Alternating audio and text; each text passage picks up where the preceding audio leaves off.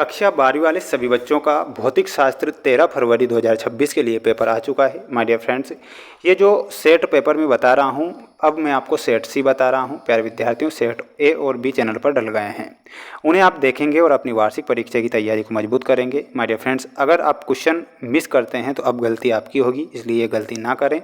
पूरा का पूरा पेपर रट लीजिए, क्योंकि ये जो क्वेश्चन पेपर मैं बता रहा हूँ इसके बारे में आपको पहले बता देता हूँ। 95% का मैंने वादा किया है कि 95% पेपर आपका बाहर नहीं जाने दूंगा, ठीक है।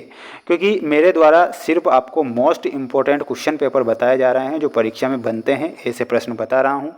और सभी सेट पेपर यानी कि जितने भी वर्ष के प्रीवियस ईयर क्वेश्चन पेपर हुए थे वो भी बता रहा हूँ, साथ में हमारे द्वारा बनाए गए सेट भी बता रहा हूँ। पूरा पेपर देखना है। आइए शुरुआत करते हैं प्रश्नों से। क्वेश्चन यहाँ पर आप देख सकते हैं, आपकी स्क्रीन के सामने वो प्रश्न आ चुके हैं जो मैं आपसे कह रहा हूँ। प्रश्न आपसे पूछा जाएगा, प्रत्येक प्रश्न में दिए गए विकल्पों में से सही विकल्प चुनकर लिखिए में आपसे प्रश्न पूछा जाएगा। यहाँ पर आप ध्यान से देखेंगे, विद्युत द्विध्रुव आघूर्ण का मात्रक क्या होता है। माय डियर फ्रेंड्स, विद्युत द्विध्रुव आघूर्ण का मात्रक जो होता है कूलाम प्रति मीटर इसका मात्रक होगा।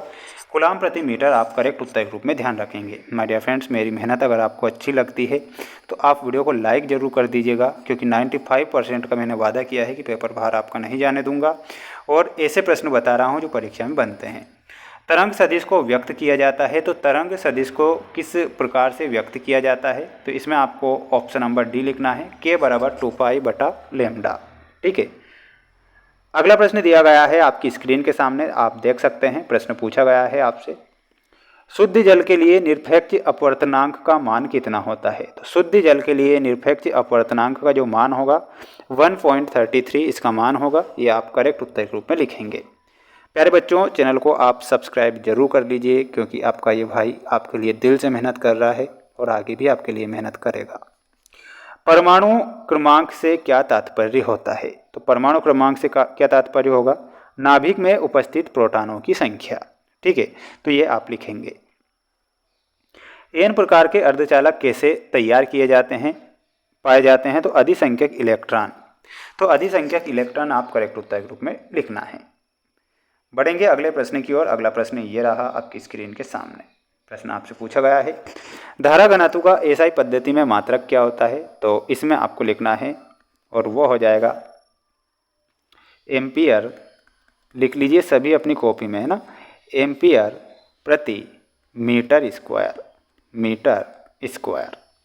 प्रेरण प्रतिघात का एसआई पद्धति में मात्रक पूछा गया है, तो इसमें आपको लिखना है ओम, ओम सही होगा। इलेक्ट्रॉन के विशिष्ट आवेश का मान एसआई पद्धति में होता है, तो वो कितना हो जाएगा। इसमें आप लिखेंगे 1.7588 × 10⁻11। हाइड्रोजन परमाणु की निम्नतम अवस्था में इलेक्ट्रॉन की ऊर्जा इलेक्ट्रॉन वोल्ट होती है, तो इसमें आपको लिखना है 13.6। सिलिकॉन परमाणु की बाह्यतम कक्षा में इलेक्ट्रॉन पाए जाते हैं, तो 4 इलेक्ट्रॉन इसमें पाए जाएंगे। तो 4 आप करेक्ट उत्तर के रूप में लिखेंगे और अच्छे से याद आप करेंगे। नेक्स्ट क्वेश्चन ये रहा आपकी स्क्रीन के सामने, जिसमें आप सभी बच्चों को जोड़ी यहाँ पर दी गई है, आप ध्यान से इसे देखें। चालक के अंदर विद्युत क्षेत्र की तीव्रता का मान क्या होता है। तो इसका जो मान हो जाएगा इसमें 0 बताना है। नाइक्रोम में आपका हो जाएगा प्रतिरोध का तार। छोटा दंड चुंबक में हमारा सही उत्तर हो जाएगा, और वो क्या हो जाएगा, ऑप्शन नंबर सा में 4th, है ना, चुंबकीय द्विध्रुव।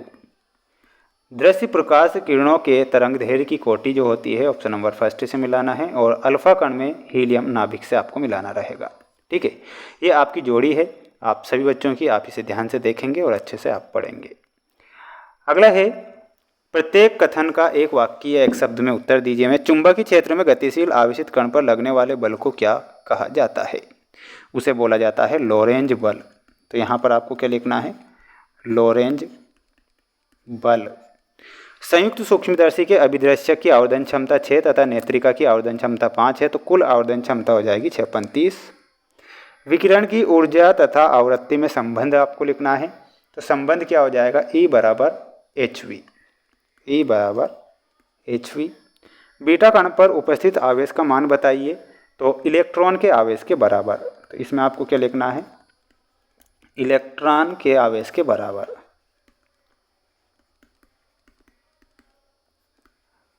आवेश के बराबर। ठीक है, इतना लिखना है। धातुओं के लिए ऊर्जा अंतराल का मान बताइए, तो इसमें आपको 0 लिखना है, 0 सही होगा। सभी छात्रों को पेपर की PDF भी उपलब्ध हैं हमारे ऐप पर। ऐप की लिंक डिस्क्रिप्शन में मैंने दे रखी है। सभी बच्चे अच्छे से मेहनत करेंगे, किसी प्रकार से रियल या वायरल पेपर के चक्कर में ना पड़े। मिलते हैं नेक्स्ट वीडियो में। जय हिंद।